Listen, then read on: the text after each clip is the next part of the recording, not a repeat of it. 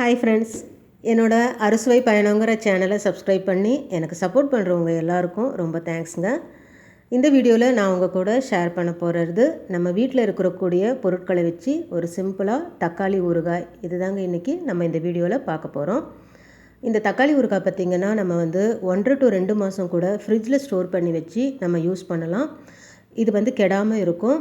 இது நம்ம தண்ணி எதுவும் சேர்க்காமல் நம்ம இந்த வெறும் இந்த தக்காளியோட சாறுலேயே இந்த ஊறுகாயை நம்ம ஃபுல்லாக ரெடி பண்ண போகிறோம்.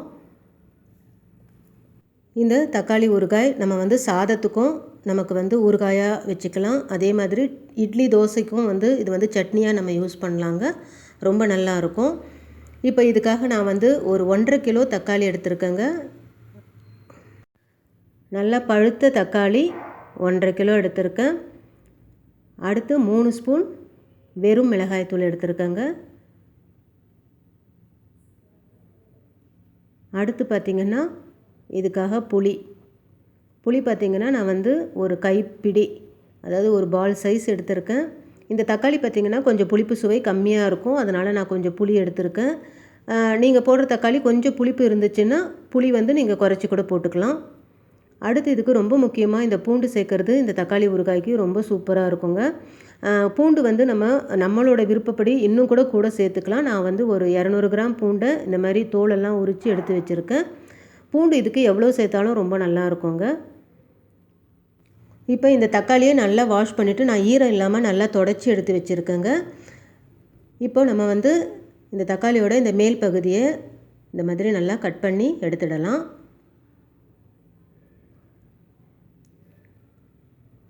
எடுத்துகிட்டு இதை நல்லா இந்த மாதிரி பெரிய பெரிய துண்டுகளாக நான் போட்டுக்கிறேன்.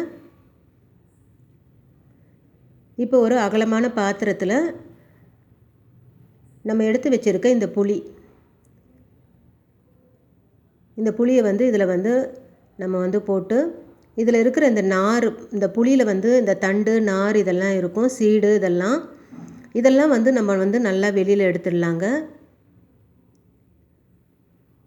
இந்த மாதிரி பார்த்திங்கன்னா நார் இருக்கும், அதே மாதிரி இந்த சீடும் இருக்கும். இது எல்லாத்தையும் நல்லா எடுத்துகிட்டு இந்த புளியை சுத்தம் பண்ணிவிட்டு நம்ம இந்த புளியை இந்த பாத்திரத்தில் நான் போடுறேன்.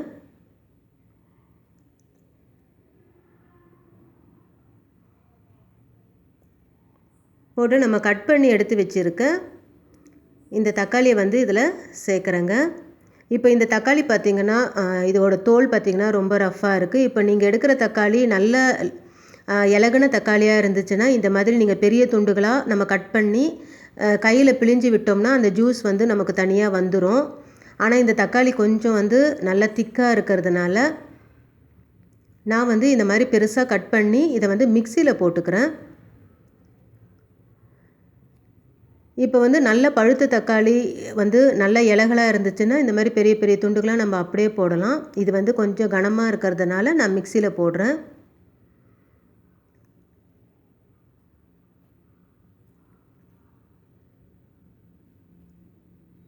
நல்லா நம்ம இதை மிக்சியில் கொஞ்சம் கொஞ்சமாக போட்டு நல்லா அரைச்சி அதை நம்ம இந்த புளி போட்டு வச்சுருக்க இந்த பாத்திரத்தில்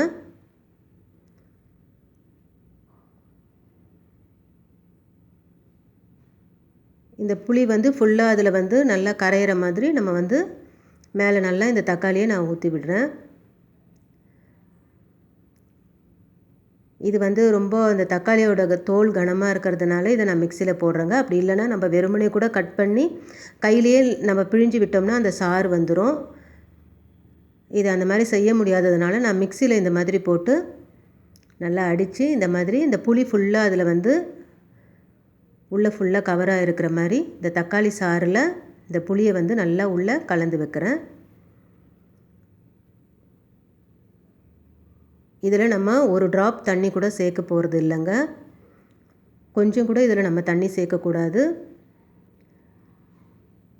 இப்போ இந்த புளி நல்லா ஊறிக்கிட்டு இருக்கட்டும். ஒரு அரை மணி நேரம் இது நல்லா ஊறட்டங்க இந்த தக்காளி சாறில். இதை ஒரு தட்டு போட்டு நான் மூடி எடுத்து வச்சிடுறேன். இப்போ ஒரு அரை மணி நேரம் நம்மளுடைய இந்த ஊறுகாய் நல்லா ஊறி இருக்குது. இப்போ ஒரு அரை மணி நேரம் கழித்து நான் இதை ஓப்பன் பண்ணுறேங்க. இப்போ பார்த்திங்கன்னா நம்மளுடைய இந்த தக்காளி சாறில் நல்லா இந்த புளி பார்த்திங்கன்னா நல்லா ஊறி இருக்கும்.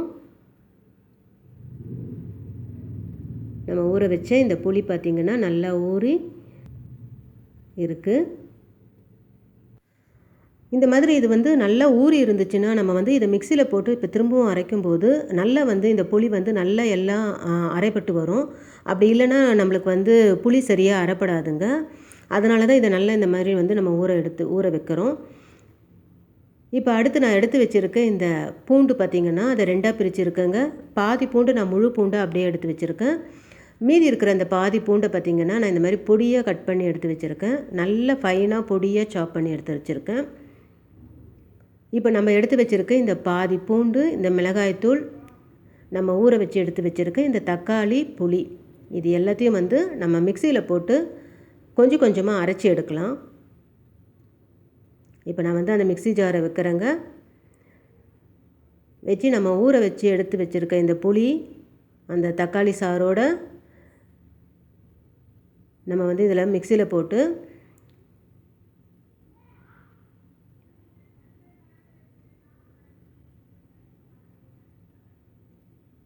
நம்ம எடுத்து வச்சுருக்க இந்த பூண்டு, இந்த பேலன்ஸ் எடுத்து வச்சுருக்க இந்த பாதி பூண்டு இதில் சேர்க்குறேன்.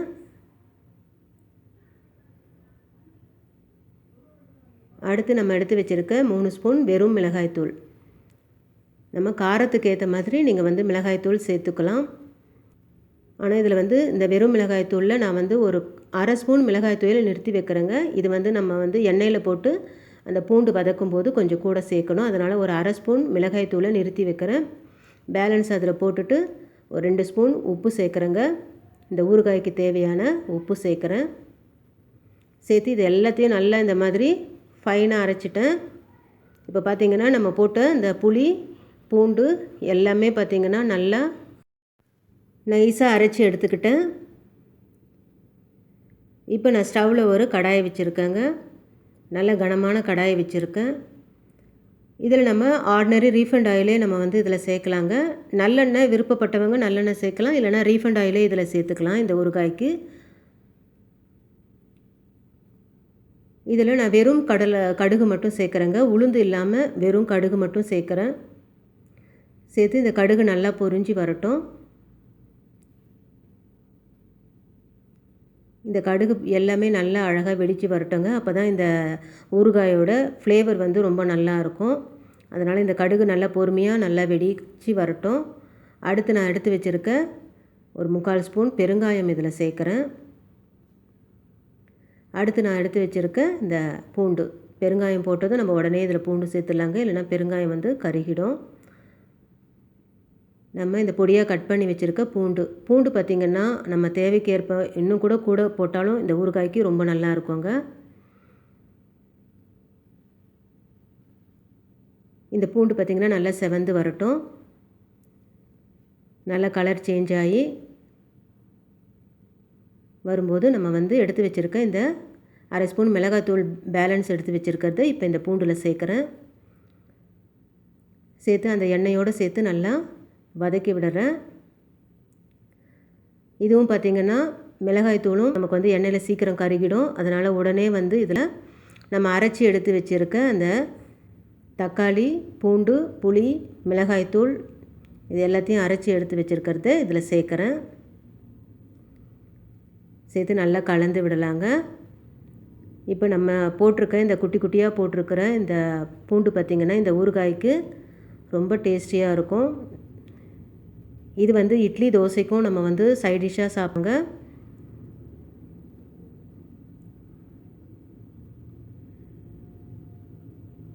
இந்த தக்காளி ஊறுகாயை நல்லா நான் இப்போ வந்து நல்லா கலந்து விடுறேன். இந்த தக்காளி ஊறுகாய் பார்த்திங்கன்னா நல்லா இது கொதித்து வரும்போது நம்ம கையில் வந்து தெளிக்கும். அது ஒன்று வந்து இதில் ரொம்ப கவனமாக செய்யணுங்க. ஏன்னா இந்த ஊறுகாயில் நம்ம செய்யும்போது இந்த ஊறுகாய் பார்த்திங்கன்னா நம்ம வந்து சூட்டில் நல்லா வந்து தெளிக்கும். இந்த மாதிரி சிலிக்கான் க்ளவுஸ் இருந்துச்சுன்னா இது போட்டுக்கலாம். அப்படி இல்லைன்னா நம்ம வந்து அதுக்கேற்ற மாதிரி பெரிய கரண்டி இந்த மாதிரி யூஸ் பண்ணிக்கலாம். ஏன்னா இது கொஞ்சம் ஜாக்கிரதையாக நம்ம இந்த ஊறுகாய் வந்து செய்யும்போது இந்த கையில் வந்து படாமல் பார்த்துக்கிறது ரொம்ப முக்கியம்.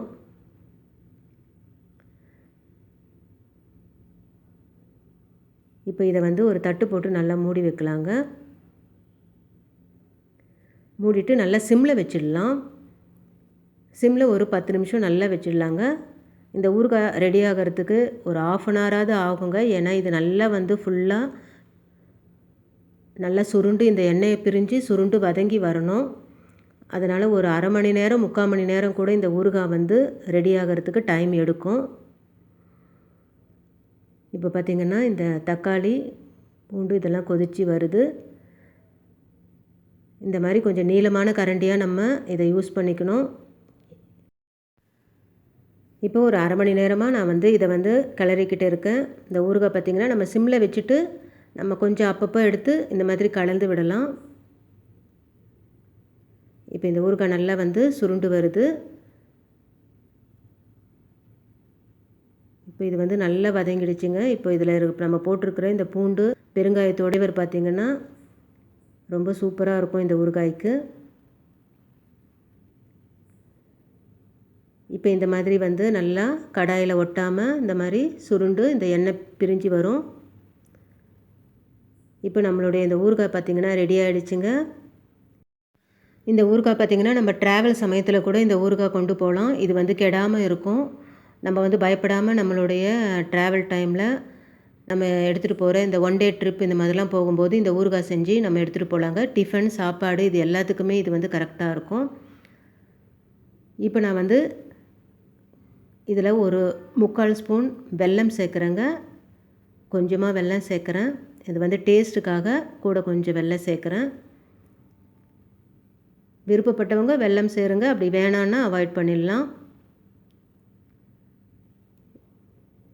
இப்போ நம்மளுடைய இந்த பூண்டு தக்காளி ஊறுகாய் அழகாக ரெடியாக இருக்குங்க. இது வந்து நம்ம வந்து லஞ்ச் பாக்ஸ் கூட இப்போ வந்து குழந்தைங்களுக்கு இந்த கடுகு கடலைப்பருப்பு பச்சை மிளகாய் 2 கீரி போட்டு தாளித்து இந்த தொக்கை ஒரு ஸ்பூன் போட்டு நம்ம வந்து சாதமாக கிளறியும் லஞ்ச் பாக்ஸ் ரெசிபியாகவும் இது கொடுத்து அனுப்பலாம். ரொம்ப நல்லாயிருக்கும். வீட்டில் வந்து நம்ம உடம்பு முடியாத போது இல்லைனா ஒரு எமர்ஜென்சி வெளியில் போகும்போதெல்லாம் இந்த மாதிரி ஊறுகாய் வீட்டில் இருக்கிறது வந்து நமக்கு ரொம்ப ஹெல்ப்ஃபுல்லாக இருக்குங்க. இப்போ இந்த ஊறுகாய் பார்த்திங்கன்னா நம்ம வந்து ஆறுனதும் நல்லா வந்து எண்ணெய் தனியாக பிரிஞ்சு வெளியில் வருது. இது வந்து நம்ம ஒரு ட்ராப் கூட தண்ணி சேர்க்காமல் இதை செஞ்சுருக்கோங்க. இதை ஒரு 2 மாதம் கூட நம்ம ஃப்ரிட்ஜில் வச்சு நம்ம யூஸ் பண்ணலாம். ரொம்ப டேஸ்டியான சூப்பரான தக்காளி ஊறுகாய் அழகாக ரெடியாக இருக்குது. கண்டிப்பாக நீங்களும் உங்கள் வீட்டில் இதை ட்ரை பண்ணி பாருங்கள். இந்த வீடியோ உங்களுக்கு பிடிச்சிருந்துச்சுன்னா லைக் பண்ணுங்கள், கமெண்ட் பண்ணுங்கள், ஷேர் பண்ணுங்கள் ஃப்ரெண்ட்ஸ். மறக்காமல் சப்ஸ்கிரைப் பண்ணுங்கள். தேங்க்யூ.